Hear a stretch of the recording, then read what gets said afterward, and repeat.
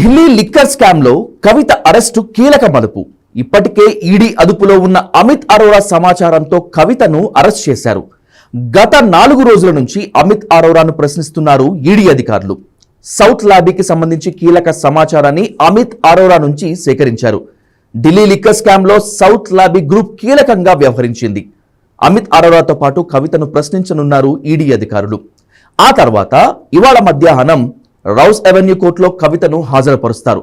కోర్టులో హాజరుపరిచిన తర్వాత లిక్కర్ కేసులో కవితను విచారించేందుకు కస్టడీ కోరనుంది ఈడీ.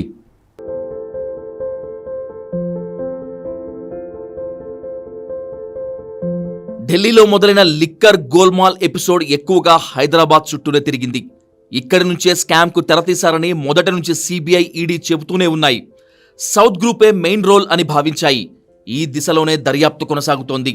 అసలు ఢిల్లీ లిక్కర్ లింక్ విషయానికొస్తే 2021లో ఢిల్లీ ప్రభుత్వం ప్రవేశపెట్టిన కొత్త లిక్కర్ పాలసీలో అవకతవకలు జరిగాయనే ఆరోపణలున్నాయి.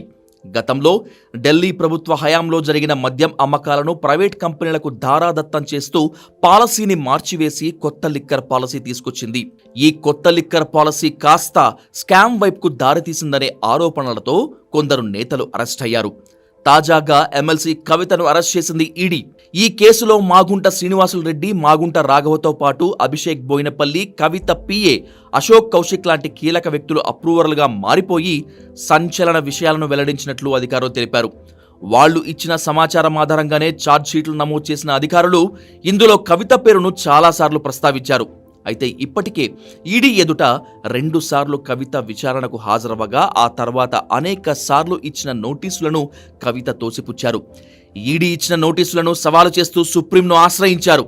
ఢిల్లీలో ఉన్న మద్యం దుకాణాలకు సంబంధించి ముందుగా ఒక ఎక్స్పర్ట్ కమిటీ వేసింది కేజ్రీవాల్ సర్కార్. ఢిల్లీ ఎక్సైజ్ కమిషనర్ ఆధ్వర్యంలో 3 కమిటీ వేసింది. ఎక్స్పర్ట్ కమిటీ సిఫారసులపై మళ్లీ 3 మంత్రులతో కమిటీ వేసింది. చాలా కాలంగా ప్రభుత్వ హయాంలో ఉన్న రిటైల్ మద్యం దుకాణాలను ప్రైవేట్ వ్యక్తులకు అప్పజెప్పాలని నిర్ణయించింది. ఫిబ్రవరి 2021లో మంత్రులతో కమిటీ వేసింది ఆమ్ ఆద్మీ ప్రభుత్వం.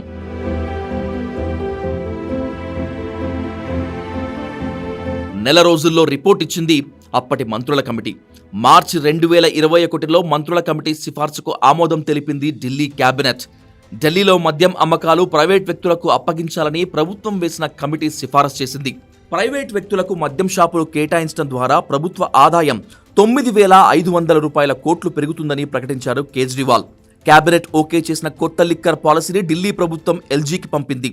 దాదాపు 4 నెలలు పెండింగ్ పెట్టిన తరువాత 2021 నవంబర్లో కొత్త పాలసీకి ఓకే చెప్పారు ఢిల్లీ లెఫ్టినెంట్ గవర్నర్. అయితే కొత్తగా ఏర్పాటు చేయబోయే మద్యం దుకాణాలకు ఢిల్లీ డెవలప్మెంట్ అథారిటీతో పాటు ఢిల్లీ మున్సిపల్ కార్పొరేషన్ అనుమతి తప్పనిసరి అని లెఫ్టినెంట్ గవర్నర్ మెలికపెట్టారు. కొత్త ఎక్సైజ్ పాలసీకి అనుగుణంగా ఢిల్లీలో 849 మద్యం షాపులు తెరుచుకున్నాయి. కొత్త లిక్కర్ పాలసీ ద్వారా ధరల విషయంలో ప్రైవేట్ వ్యాపారులు స్వేచ్ఛగా వ్యవహరించే అవకాశం వచ్చింది.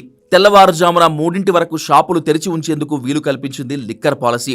ఇక కొత్త లిక్కర్ పాలసీ ద్వారా మద్యం హోమ్ డెలివరీ చేసేందుకు అవకాశం ఇచ్చింది. కొత్త చీఫ్ సెక్రటరీ రాకతో స్కామ్ వెలుగులోకి వచ్చింది. 2022 ఏప్రిల్లో నరేష్ కుమార్ ఢిల్లీ చీఫ్ సెక్రటరీగా నియమితులయ్యారు. ఉద్యోగంలో చేరగానే లిక్కర్ పాలసీని క్షుణ్ణంగా స్టడీ చేశారాయన.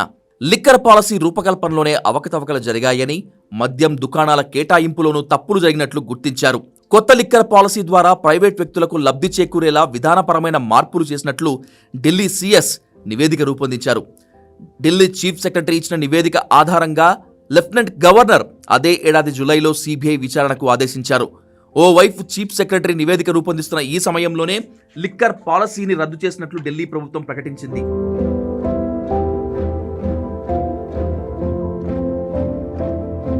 తాము ఆశించిన స్థాయిలో ప్రభుత్వ ఆదాయం పెరగటం లేదని, అందుకే కొత్త పాలసీని రద్దు చేస్తున్నట్లు స్పష్టం చేసింది. మద్యం షాపుల కేటాయింపుల్లో అవకతవకలు జరిగాయి. నిబంధనలకు విరుద్ధంగా గుత్తాధిపత్యం కనిపించింది.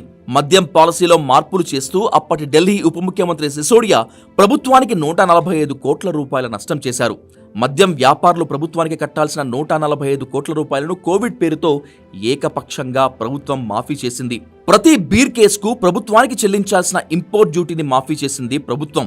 L1 కేటగిరీ లైసెన్సుల జారీలో లంచాలు తీసుకుని పర్మిషన్లు ఇచ్చారు.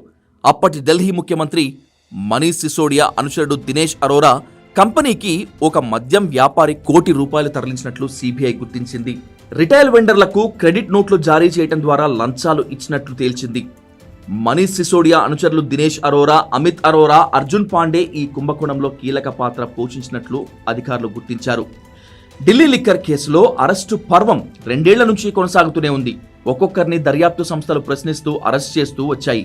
ఈ కేసులో కవితను కూడా ఈడీ అరెస్ట్ చేసింది. దీంతో ఢిల్లీ లిక్కర్ కేసు క్లైమాక్స్ కు చేరినట్టేనా? ఈ అరెస్ట్ మరో మలుపు తిప్పుతుందా? ముందు మరిన్ని సంచలనాలు ఉంటాయా అనే సర్వత్రా చర్చ జరుగుతోంది. ప్రధాని నరేంద్ర మోడీ హైదరాబాద్లో ఉన్న సమయంలోనే కవిత అరెస్ట్ అవ్వటం హాట్ టాపిక్ గా మారింది.